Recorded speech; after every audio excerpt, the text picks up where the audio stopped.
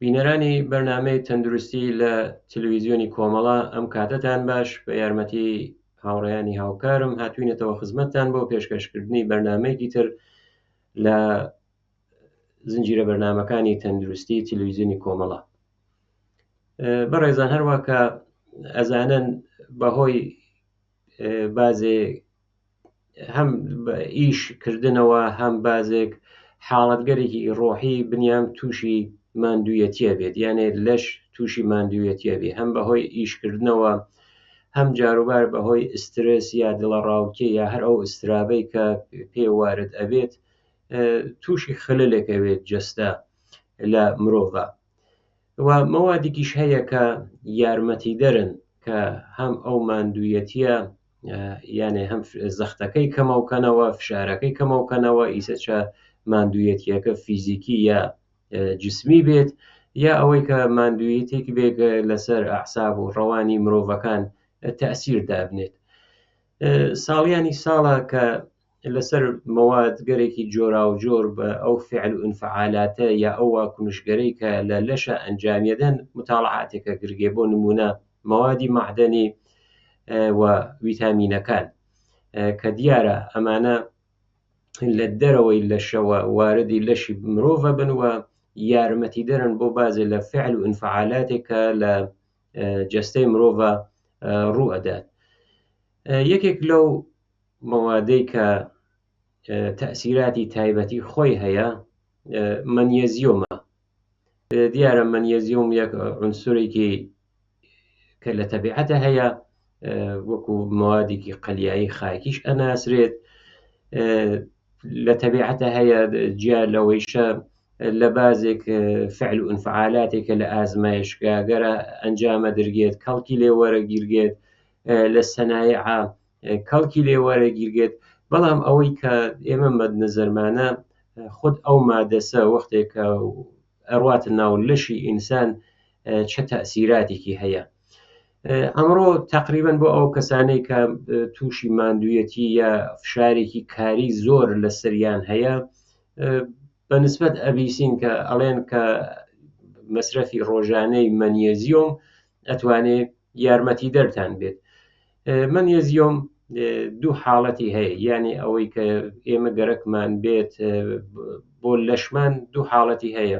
یەکێکی لە ناو بازێ لە مەوادگەر تەبیعیە هەیە، یعنی وەکو سەوزیجات یا دانەوێڵەکان یا حبوبات، یا ئەوەی کە بە شێوەی مکەمەڵ دروستە کردێ، معموڵەن بە شێوەی قورسە، بەڵام جۆرگەرێکی تری هەیە وەکو ڕۆن یا ئەوەی کە بە شێوەی کەپسولیش دروستە کردێت.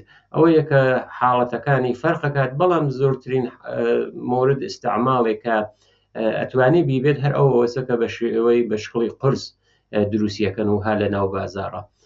هەروەکە عەرزی خزمەتتانم کرد ساڵیانی ساڵیشە کە تاقیقاتێکە کردێت و ئەو تاقیقاتە لەسەر چۆنیەتی ئایا تەئسیری هەیە یا نیەتی بەتایبەت لەسەر ئەم مەنیێزیۆمە ئەنجام دراوە کە من لێرە پێشکەشی ئێوە خۆشەویستان یەکەم. لە هەر حاڵە 12 کارایی یا 12 خاڵ کە محققەر تاقیقیان کردووە، لێکۆڵینەوەیان کردووە لەسەری، متوەجی بووبن کە مەنیێزیۆم ئەتوانێت تەئسیری ببێت. بەڵام ئەمە بە مانای ئەوە نییە مەنیێزیۆم بە تەنیا بڵێن چارەسەرە یا مەعجزەی کەکات. لە زۆربەی حاڵەتەکانە ئەوانەی کە تاقیقیان کردووە بە یەقینەوە نەیانوتوە، یعنی احتماڵیان داوە، چونکە ئامارێک لە بەردەستیانە بۆگە ئامارەکەیان بەڕەسی کردگە، تەئسیراتەکەیان بەڕەسی کردووە، ئەوەیە کە بە احتماڵە و هەمیشە ئەو تەئسیراتی مەنیێزیۆمیانە باز کردووە. خۆ دیارە بازێ لەوانەیە کە لێکۆڵینەوەیان کردووە ئەوان بە 100% وتیانە. ئەوەیش کە ئێمە لەم بەرنامە پێشکەشی ئێوە خۆشەویستانیەکەین هەر ئەوەسە کە ئەو احتماڵە، بەڵام تەئسیراتەکە ئەوە نییە، یعنی لە حاڵەتێکی شایع نییە، شتێکی کذب نییە، بەڵکە وجودی هەیە، چونکە بە تاقیق بە شەواهد بە ئامارێکە هەیە لە بەردەسا 12 دانە لەو تەئسیراتەی کە ئەتوانێت مەنیێزیوم بیبێت بۆ ئێوە بەڕەسیمان کردووە. بەڵام لە هەر حاڵە مەنیێزیوم تەئسیراتێکی مستەقیمی و موسبەتیشی هەیە، هەم لەسەر خوڵقوخۆ یعنی لەسەر ڕەفتاری مرۆڤەکان، ئەوەیە کە ئسترس و ئستراب و تا حدودێک بازێ لە حاڵەتگەری وەکو عەسەبانیەت ئەوانیش ئەتوانێت تەئسیری بێت تێرتە خوارەوە. لەسەر خەو کە ئەویش تاقیق کراوە دیسانەوە تەئسیری هەیە، یعنی تەئسیرێکی موسبەتی هەیە. باز ئەوانەی کە جوڵەیان هەیە، جوڵەی وەرزشی بێت یا جوڵەی کاری بێت، مەسرفکردنی مەنیێزیۆم ئەتوانی یارمەتی دەریان بێت جیا لەوەی کە ماندوویەتیان کەمەکاتەوە بەهۆی ئەو ئیش و کارە. یەکێک لەو مەوادسە کە تەقویەتی ماسوولکە و ئێسکی شەکات، یانێ هەم سیستم عەزولانی و هەم سیستم ئوستخوانی لەش یارمەتی ئەدات. دیارە لەسەر بازێ مەواردێکی تر وەک نەخۆشیەکان وەک دیابێت ئەتوانێت مەنیێزیوم تەئسیری بێت و هەروەها لەسەر مێشکیش ئەوانە ئەو تەئسیراتەیە کە هەیە. هەروەش کە عەرز خزمەتتانم کرد هەم بە شێوەی مکەمەڵ ئەوانەی کە لە داروخانەکانە یا لە بازی لە فروشگاگەر سڵامەتی و تەندروستیە بە شێوەی قورس یا کەپسول یا حاڵەتگەرێکی تر ئەفروشکەوە، یا ئەوەی کە لە ناو بازێ لە مەواد و سەوزیجادا ئەتوانێت مستەقیمەن بێتە پێشەوە. مەنیێزیوم کولەن ئەگەر ئێمە لە لەشیشە حەساوی بکەین، لە لەشە وجودی هەیە و 60% ها لە ئێسکە، یعنی 60% مەنیێزیومێکە ئەرواتە لەش لە ئێسکە هەیە، باقیەکەی لە ماسوولکە لە گۆشت یا لە ئەو شلەمەنی یا مایعاتێکە لەشە هەیە لەوانە ئەتوانێت هەیە بێت. پس زۆرترین بەشی لە بەشی ئێسکە هەیە. یەکێک لەو حاڵەتگەرە کە وتمان 12 حاڵەتەکە تەئسیراتی هەیە واکنشگەرێکەکە بە واکنشگەر بیوشیمیایی ئەناسرێت، یانێ فعل و ئینفعالاتێکە لە لەشە ئەنجامە گیرگێت. بۆ نمونە قەنێک کە ئەسووزێت، ئەو قەنەکە لە لەشە ئەسووزێ ئەنرژی ئازادە بێ، ئەنرژیش توانایی کارکردن ئەدات بە مرۆڤ، حرەکەتکردن ئەدات. ئەوە یەکێک لەو فعل و ئینفعالاتە کە تەئسیری مەوادێک کە تەئسیری هەیە لەسەری مەنیێزیۆمە. جیا لەوەیشە مەنیێزیۆم لە بازێ واکنشگەر تریشە، بۆ نمونە جیا لە تەولید ئەنرژی کە وتمان قەن ئەشکنێت یا غەزا خواردنێکە ئەخورگێت ئەیشکنێت و ئەیکا بە ئەنرژی، ئەتوانێت لە پرۆتئینگەرێکی تازە کە دروستە کردێت لە نەخشی هەیە، یانێت لە پرۆتئینگەرێکە تازەیە و دروستە کردێت نەخشی هەیە، و هەروە لە DNA RNA کە ئەوانە مەسائلێکی ژنێتیکین لەوانیشە دەور و نەخشیان بینراوە. جیا لەم واکنشگەرە دوو واکنشی تر هەیە، واکنشی ماسوولکەکان یانەوە واکنش حرەکەتی و عەسەبیە کە مەنیێزیۆم نەخشێکی موسبەتی هەیە.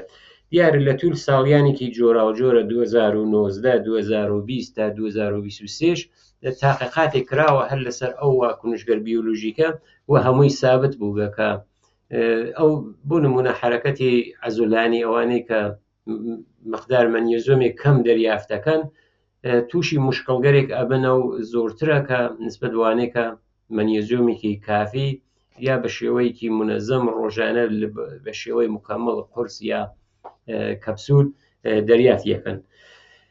وتمان لەسەر جوڵەیش، لەسەر جوڵەکردن تەئسیراتی خۆی هەیە. ئەو تەئسیراتە هەر جیا لەوەی کە قەن ئەشکێت، چونکە یەکێک لەو مەوادەکە لازمە بۆ عەزولات قەنە، جیا لە شکاندنەکەی مەنیێزیۆم هەر تەئسیریشی هەیە بۆ ئینتقال، یانێ بۆ نەقل و ئینتقالدانی ئەو قەن خوێنە بۆ عەزولات، بۆ ئەوەی کە بتوانێت عەزولات حرەکەت کات، ئەو حرەکەتگەرەکە بە ئینقباز و ئینبساتە خۆی نیشان دەدات. دیارە لە وەختێکە فعالیت هەیە یانێ کەسێکە جوڵەکەی زۆرترە مەنیێزیۆمی بیشتری لەش لازمە. بۆ نمونە ئەوانەی کە وەرزشکارن یا حرەکەتیان زۆرە، ئەوانە مەنیێزیۆمێکی زۆرتریان بەنسبەت کەسانێکە حرەکە و جوڵەیان کەمترە لازمە. یەکێتر لەو مەواردەی کە بۆ مەنیێزیۆم تەئید کراوە ئەوەیە کە ئەفسوردگی یا خەموکی دێتە خوارەوە.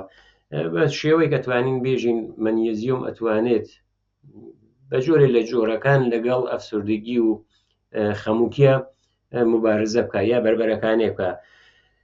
تاقیقاتەکان ئەوانەی کە ئەمیشتر تاقیقاتێکە لە ساڵیانێکی درێژە، یعنی ساڵیانێکە ئەوڵی دانەکەی لە 2016 تەروە هاتووەتەبان ساڵ یەک جار دو ساڵ جارێک نەتیجەکەی لە مەنیزیۆم لە بەرامبەر خەموکیەوە بووگەکە ئەگەر مەنیزیۆم ڕێژەکەی لە خوارەوە بێ لە لەشە ارتباتێکی مستەقیم هەیە لەگەڵ ئەفسوردگی تاقیقێکە زۆرترین لێکۆڵینەوەی لەسەرکە ساڵی 2020 بووگە کە وتویانە ئسترس خودی ئسترس یا ئەو دڵە ڕاوکێ ئەتوانێت 100 مەنیزیۆم بێرێتە خوارەوە، 100 مەنیزیۆمیش هاتە خوارەوە، واکنشەکە نسبەت بە ئەفسوردگی یا بە ئسترس ئەڕواتە سەرەوە، یعنی حساسیت بە تووشبوون بە ئسترس و ئەفسوردگی ئەڕواتە سەرەوە بە هاتنە خوارەوەی مەنیزیۆم لە لەشە. یەکێکی تر لەو مەواردەی کە دیسانەوە تاقیقی لەسەرکرا دڵە ڕاوکێ یا ئەو ئسترابەسە، ئەوە سابت کراوەش کە مەنیزیۆم تەسیری هەیە و ئەتوانێت ئستراب و دڵە ڕاوکێ بێرێتە خوارەوە. دیارەکە ئستراب و دڵ ڕاوکێش بێرێتە خوارەوە ڕاوتمان ئەمە وەکو 100% تەئید نەکراوە، بەڵام وتراوە کە لەسەر کارایی دڵ یعنی چۆنیەتی کارکردی دڵیش یعنی لێدانی دڵ مەنیزیۆم ئەتوانێت تەسیری بێت کە هەروە یەکێک لەو مەواردەی کە تاین بێژین وەکو چوارمین مورد لەو 12 مەوردە ئێمە ئشارەیەکی پێ بکەین پشتیبانیکردنە لە سەتحێکی خوێن قەنی خوێن کە سەتحێکی سالمێ، منزورەوەسە کە خوار و بان نەکات، بە تایبەت ئەوەی کە نەڕواتە سەرەوە کە بڕواتە سەرەوە قەنی خوێن کە ئێژن پێم مەرەسقان یا دیابێت. تاقیقاتەکەی شەربازم ئەوەیەژێت کە ئەوانەی کە 48% لەو کەسانەی کە دیابەتی جۆری دویان هەیە 48% یعنی نزیک بە 50% ئەوانە تقریبا 100 مەنیزیۆم خوێنی یان ها لە خوارەوە. بەس ئەمە ئەتوانێت یەکێک لەو مەواردە بێت کە ئەتوانێت مەسرەفی ڕۆژانەی مەنیزیۆم یارمەتی دەربێت بۆ ئەوەی کە کەسێک تووشی دیابەتی جۆری دوو نەبێت. لە دڵیشە تەسیراتی هەیە. ئەو تاقیقێک لە ساڵی 2021 کراوە، وتیان ئەوانەی کە مکەمەڵگەری مەنیزیۆم مەسرەفەکەن معموڵەن فشار خوێنیان زۆر ها لە خوارەوە، یانێ نە ئەوەی کە فشار خوێنیان لە خوارەوە بێ، بە نسبەت کەسانێک کە مەنیزیۆم مەسرەف ناکەن کەمتر تووشی فشار خوێنی سەرەوە بن. منزورەوەسە کە لەو حەدە تعادڵە لەو حەدە نۆرماڵە فشار خوێنیان ئەمێنێتەوە. جیا لەوەشە لە سڵامەتی دڵە تەنیا فشار خوێن نییە، ئەتوانێت لەسەر کاربۆرد یا قەوی نگایشتنی دڵیش مەنیزیۆم تەسیراتی خۆی ببێت. چەند متاڵعی تریشەر دیسانەوە کراوە کە ئەو تاقیقاتەوە ئەڵێت کە نەخش مەنیزیۆم لە نەخۆشیگەر قەلبی، سەکتەی قەلبی، سەکتەی مەغزیش تایید کراوە، وتیانە احتماڵی هەیە بتوانێت ئەو ڕێژەی تووشبوون بە سەکتەی مەغزی یا نەخۆشیگەر دڵ بە مەسرەفی مەنیزیۆم بێتە خوارەوە. ئیلتیهابیش کاتێکە لەش تووشی ئیلتیهابێ خۆ چارەسەری گەرەکە، ئیسراحەتی گەرەکە و کەسە دەرمان ئەبێ بکرگێت. مەنیزیۆم یەکێک لەو خەواسی کە هەیەی خەواسی زتە ئیلتیهابە، یانێ ئەگەر ڕێژەی مەنیزیۆم لە لەشە لە ئەنازەیەکی متناسبە بێت، معموڵەن ئەو کەسانە کەمتر تووشی ئیلتیهابەون. بۆیە یەکێک لەو ڕێگەگەرە یانە کەسانێک هەن کە تووشی ئیلتیهابگەرێکی مزمن ئەبن یا زوو تووشی ئیلتیهاب ببن، خۆ ئەتانێت ئەوە بێت بڵێن کە مەنیزیۆم مەسرەف بکات. میگرنیش کە ئەو سەرێشەیەکە کە سەرێشەکە حاڵەتی زەرەبانی هەیە، لایک لەسەر معموڵەن ئەیشێت، ئازارەکە زۆرە، بەرچاو نور یا شەوقێکە بینێت و ئازارەکە لەو حەدەسەکە ئەو کەسە تووشی هێڵنج لێدان یا ڕشانەوەیش بێتەوە. ئەوە سەرێشەکە یانێ تاو ئەنازەسە ئەمیش بازێ لە محققەکان ئەویانە ثابت کردووە وتویانەکە ئەو کەسانێک کە میگرنیان هەیە معموڵەن زۆرتر لە کەسانێک کە میگرنیان نیە لە معرضی کەمبودی مەنیزیۆمە بوون، یانە تاقیقیان کردووە مەنیزیۆم وارد لە خوێنیانە زۆر لە خوارەوە بوو یا مەنیزیۆم بە کولی لە لەشیانە چە بە شێوەی ئەوە کە مەسرەفی بکەن زۆر لە خوارەوە بووگە. تاقیقاتێکی تریش وای وتوە کە نەتیجەکەی نووسیگیە کە مەسرف 1 گرام لە مەنیزیۆم سەردەرگەر میگرنی تێرتە خوارەوە، یعنی ئەگەر کەسێک توش ئەو حمڵەی میگرنیە بوو میگرن خۆی دەرمانگەری تریشی هەیە ئەڵێت کە ئەگەر کەسێک تووشی حمڵەی میگرنی بوو یا ئەو سەرێشەیە بوو ئەگەر 1 گرام مەنیزیۆم مەسرفکات سەرێع ئەو سەرێشەیە لاچێ. من لێرە بۆ بینەرانی خۆشەویست ئەرزکەم 1 گرام معموڵەن بە شێوەی قورسکەر ئەگەر لە نەزەری بگرین لە 150 گرامەوە هەست تا 400 میلیگرام، بەڵام ئەگەر بێتە مەسەن یا 500 میلیگرام مثلا 1 گرام بۆ سەرێشەیەک میگرنی ئەوەیە کە ئەبێت دوودانن لەو قورسە 500 میلیگرەمیە استفادە کرێت تا بێتە 1 گرام استفادە کرێت. هەروەکە وتمان لە 150 میلیگرەمی تا 400 میلیگرەمی 450 و حتا 500 لە ناو بازاڕە هەیە بێت یانەوە قوتوگەرە خۆی نووسیاوە کە لەسەری چەندێکە، بەڵام بۆ میگرنەکە 1 دانیان 1 گرەمیان پێشنیار کردووە. هەشتمین حاڵەت تەسیر لەسەر PMS. PMS معموڵەن لە خانمگەرێکە هانە سنین جوانیە بە سنین باروەری و بارداریش ئەناسرێت کە سنینێکی جوانیە حاڵەتێکە کە لە بازێ لە خانمەکانە پێشتێ بە سندروم پێش لە عادەت مانگانە یا قاعدێکی ئەناسرێت، معموڵەن احتباس یا وەکو ئەوەی کە ئاو لە لەشیانە جەمە بێتەوە ئەوە جەمە بۆ ئەتانێت وەکو وەرمکردن لە بازێ لە ئەندامەکانە خۆی نیشاندا جیا لەوەیشە ماسوولکەکانیان ئەگیرگە یانێ ئەو مایچەگەرە تووشی ئینقبازاتێکەوەکە ئینقبازاتێکی ئازاردەهەندەست وە جیا لەوانیشە ماندوویەتی، معموڵەن ئەو خانمگەرە کە ئەتوانێت ئەو سندرومیانە بێت سندروم پێشەست قاعدێکی یا ئەو PMS وتویانە مەسرەفی مەنیزیۆم ئەتوانێت ئەو حاڵەتە کەمە و کاتەوە تا ئەو ئەنازێژەکە نەهێڵێت، یانێ مەنیزیۆم یەکێک لە خەواسی بەتایبەت لەو خانمانەی کە سندروم پێشەست قاعدیان هەیە ئەوەی کە احتباسی مایعاتە لە لەشە گرتنی ئەو مایچەگەرەسە کە بە ئازارەوە هەیە و هەروەها ماندوویەتی ئەوە توانێت یارمەتیان بات. بۆ نۆم دانەکەی ئەوەیە کە سڵامەتی ئێسکە معموڵەن مەنیزیۆمتر وەکو ویتامین D کەوتوەتە جێکە یەکێک لەو مەوادەسە وەکو ویتامین D لازمە بۆ ئێسک، معموڵەن ئەگەر مەنیزیۆم کەم بێت لە لەشە پوکی ئوستخوان پێشتێ پوکی ئوستخوانیش هاتە پێشەوە قەوام و وەزعیەت و شکستگی و شکەنەندگی ئەو ئێسکە زۆرترەوە بێتەوە. بۆ خەونیش یانێ یارمەتی دەربێ بۆ خەو مەنیزیۆم یارمەتی دەرە، ئەوانەی کە مەنیزیۆم مەسرەفەکەن معموڵەن وتیانە 7 دقیقە زووتر لە کەسانێک کە مەنیزیۆم مەسرف ناکەن یعنی خەویان لێکەفێت، یعنی یارمەتی دەرە چۆن خەو پرۆسەیەکە بازێک کەس معموڵەن مدەتێکی زۆر توولە کێشێت تا چاویان بڕواتە خەوە، بەڵام ئەڵێن کە مەنیزیۆم خۆی یارمەتی دەرە یعنی ئەو ماوە کورتەکاتەوە 7 دقیقە ماوەیەکی کەم نییە کاتوانێت تەسیری بێت کە سەری. ئسترابیش یەکێک لەو مەواردەسە کە تاکید کراوە، یعنی ئەتاین بڵێن کە حاڵەتەکە لە ئیمکان چووەتە ئەولاترە وەکو 100% وتیانە کە ئسترابیا ئەو دڵە ڕاوکیە ئەتوانێت کەمەوە بێتەوە. هەر بۆ بینەرانی خۆشەویستیش ئەرزکەم کە لە بواری جیهانیشەوە بۆ ئستراب و مەنیزیۆم تاقیقاتێک کرا کە هەر لە ئێرانە بوو چەند ساڵ نەمەوبەر بوو تقریبەن ئەوانەی کە ئازمایشەکە لەسەریان کرا 3172 نەفەر بوون، بژین 3200 کەس بوون، گشتیشیان گەورە ساڵ بوون، و ئەو متاڵعاتەی کە لەسەریان ئەنجام کرا بە مقدارەی کە مەنیزیومیاندا پێیان دەزانیان کە ئستراب و ئەفسردگی لەوان ها لە خواردنەوە.